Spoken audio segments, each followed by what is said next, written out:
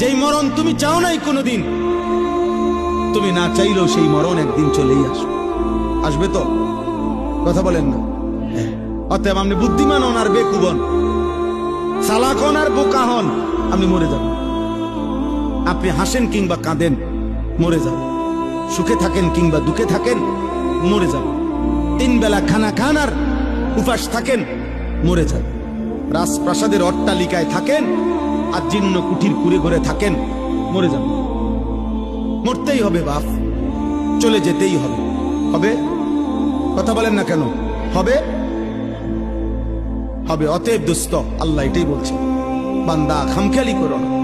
অনুফিখা ফিস-সূর যালিকা ইয়াউমুল ওয়াঈদ।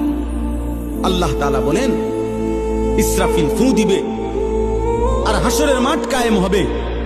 আর হাসরের মাঠই ইয়াউমুল ওয়াঈদ, যেই মাঠের যেই দিনের ব্যাপারে তোমাদেরকে ভয় দেখানো হয়েছিল যে আখিরাতের হাসরের আযাব বড় কঠিন, সেটা কায়েম হবে। ওয়াজাআত কুল্লু নাফসিন মাআহা সাইকুম ওয়া শাহীদ। আল্লাহ বলেন, প্রত্যেকটি মানুষকে 2 জন ফেরেশতা হাসরের ময়দানে নিয়ে আসবে। 2 কাঁধের 2 ফেরেশতা, একজন পিছনে থাইকা সামনে আগাইতে থাকবে তাকে, যে আগে বাড়ো আমি পিছনে আছি, আর আরেকজন আমল নামার ফাইলটা হাতে রাইখা তার সাথে সাথে থাকবে।